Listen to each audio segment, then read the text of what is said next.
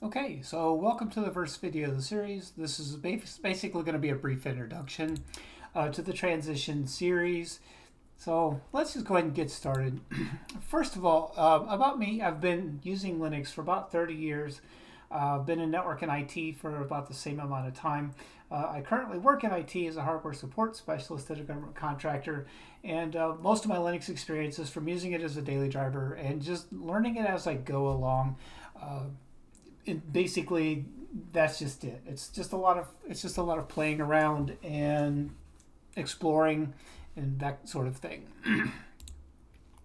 Linux as an operating system has been around for more than 3 decades, and during that time, it has become a very stable and rock solid platform for computing.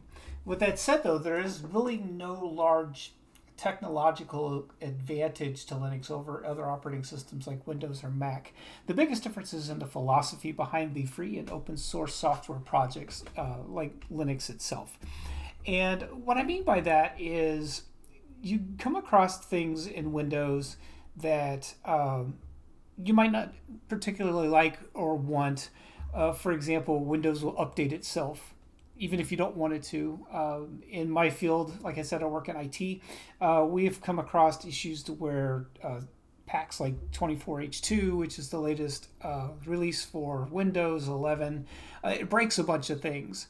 And we find it hard to block that. I mean, we work in enterprise level uh, Windows operating systems. We're not talking about home users or professional users. We're talking corporate level enterprise editions of Windows, and we still can't block updates. You know, this 24H2 literally broke scanners and printers and many other Windows peripherals. And you only got a short rollback period, and even if you do roll back, it's likely that it'll just reapply the next update anyway. We've literally rolled back to 23H2 only to have 24H2 roll forward again. And we also use an RMM, or basically what an RMM is it's a patch management tool that allows us to control, approve, apply different updates, and we still have problems blocking these updates. It's like Microsoft seriously, literally does not care. They're going to apply their updates because they think you should have them, and it doesn't matter what it breaks. Linux, on the other hand, is the exact opposite. There's actually very few distributions out there that even offer to do upgrades automatically, and even in those that do offer it, in most of them you have to turn it on. There are a couple that will do it out of the box, will do automatic upgrades, but even then it still asks your permission to do it. If you say no, it will not and cannot do an upgrade. And that's just one example as far as the philosophy goes.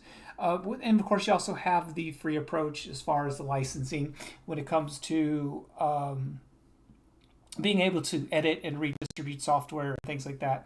That's not normally something that the average home user really worries about, so I'm not going to dig too far into that, but it is part of the philosophy, and we should be aware of that.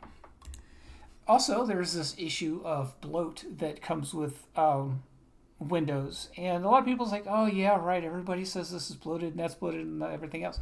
Well, let me show you something. On the left, you see a properties window of a C drive. And this is our Dell computer we use here in the lab. And I installed Windows 11 on it. It's a vanilla straight 24H2.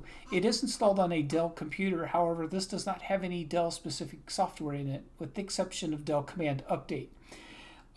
It doesn't have anything additional other than what vanilla Windows 11 comes with. And as you can tell, it takes up 39.6 gigabytes of the hard drive.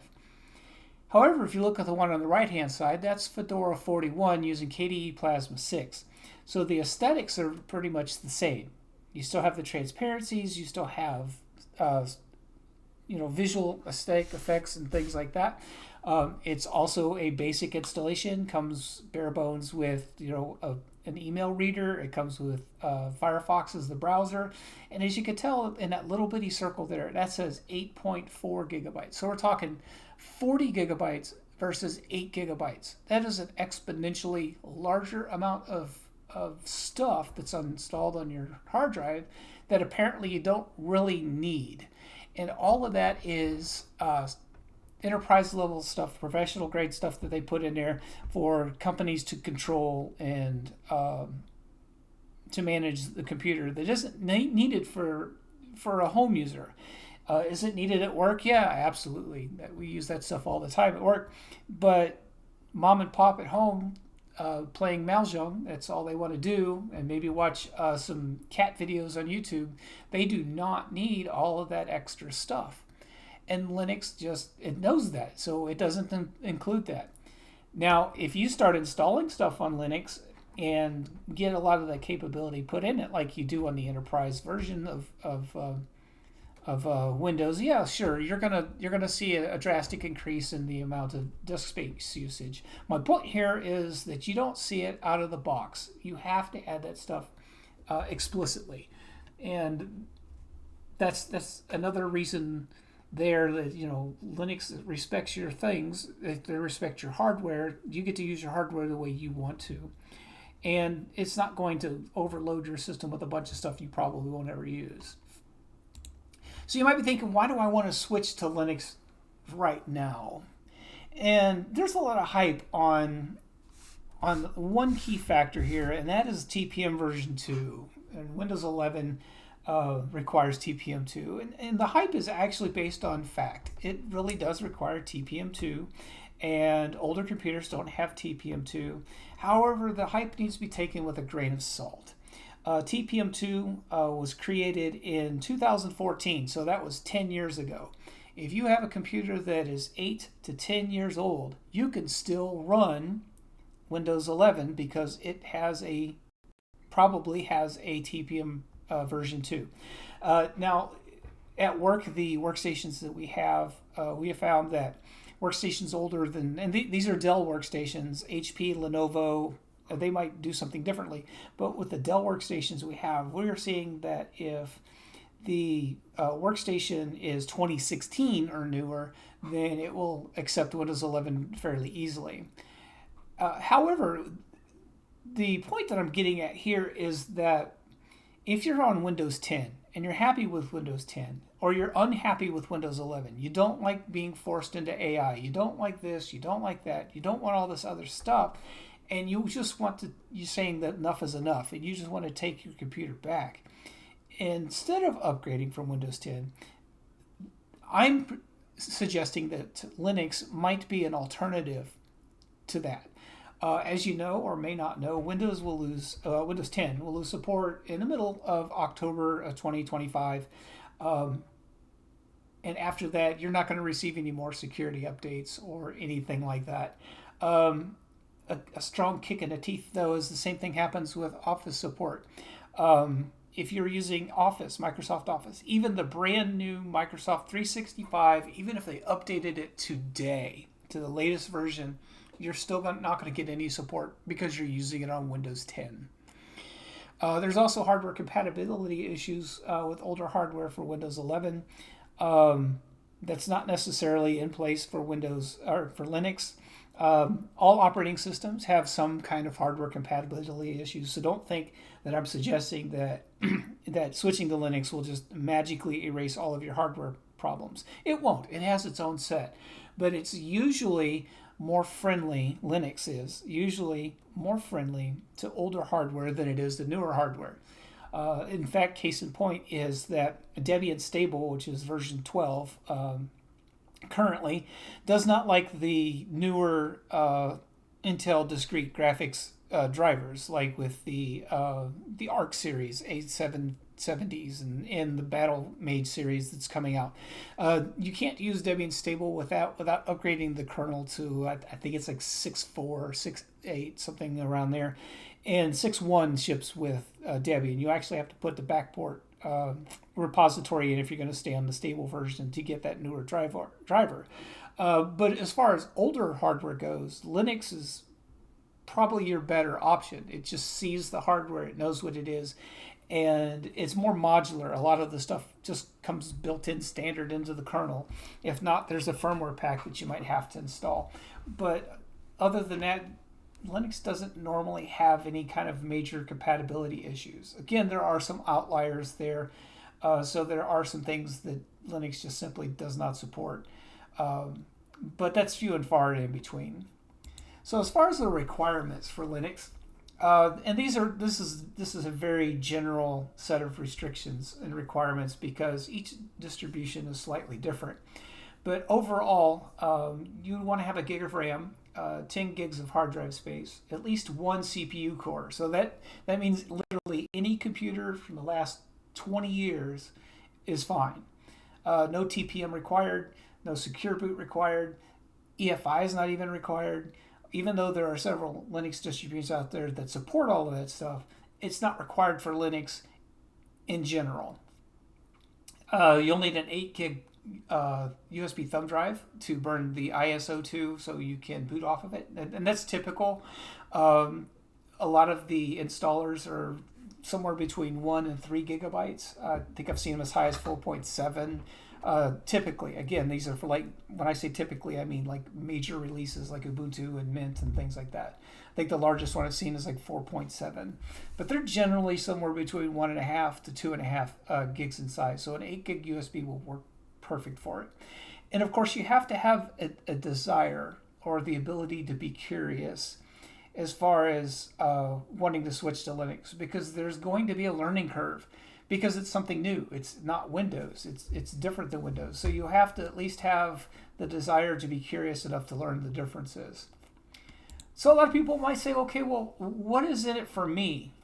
Well, you get a faster, more secure operating system. Of course, these are generalized statements. It is possible to make Linux insecure, and it is possible to make Windows more secure. But I'm talking general, out of the box, home regular users that don't change anything or don't change much on the operating system itself to make its, to affect its security. And this allows you to use your PC the way you want instead of the way some corporation wants you to use your computer. And again, back to the Windows Update thing. It is perfectly happy with older hardware, so older hardware is a bit future-proofed in that regard because it's going to be supported for years and years and years to come. You have a freedom of choice, and the freedom of choice I'm talking about is whether you want to upgrade or not. You also have a freedom to choose what kind of desktop you want. Do you want one that looks more like a Macintosh? Do you want one that looks more like a Windows? Do you want one that looks more like Windows 10 or 11? Or do you prefer the older look like from Windows 7? Believe it or not, I have run across many Windows 10 and Windows 11 installations that have Classic Shell on them.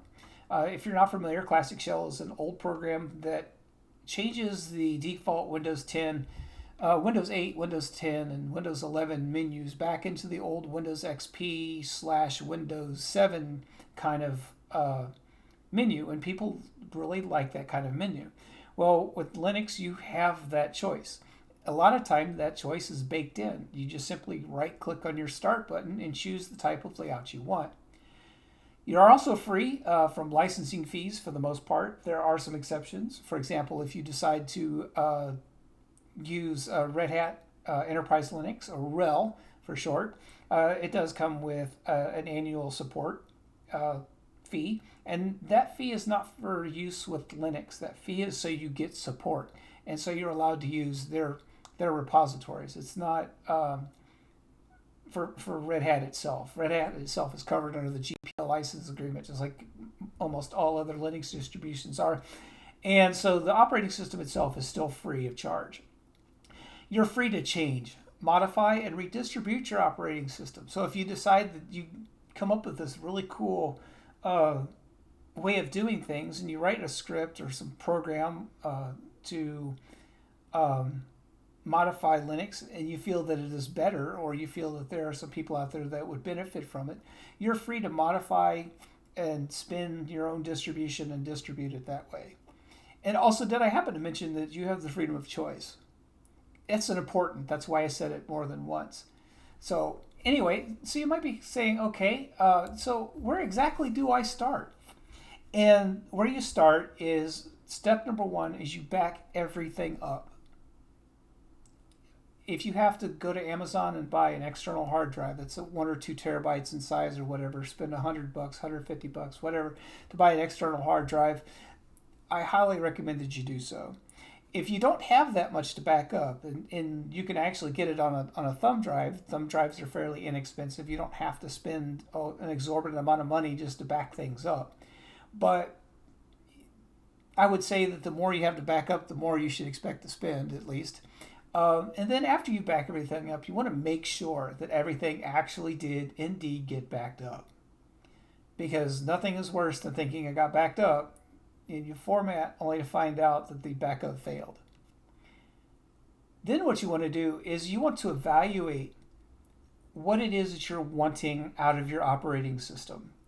And that is basically, are you going to want to do some games? Are you wanting to just install like Google Chrome or Microsoft Edge or Brave and just everything you do is in a web browser? All of the answers to all these questions will help you determine which distribution to start with. In this series, we're going to use two different ones. We're going to use Linux Mint because it is famous for being the most Windows-like, Windows-friendly distribution. And it's basically a stepping stone into the Linux world from Windows. It's the easiest way to transition. And then we're also going to cover a different distribution. We will probably go over, like, say, Kubuntu or something that's produced by Ubuntu. Or we might do Fedora, although I probably won't. I'll probably use Kubuntu in this case to showcase something that's a little bit more modern than Linux Mint is. Linux Mint is long-term support, so it's more of a stable version. It uses older versions of the software.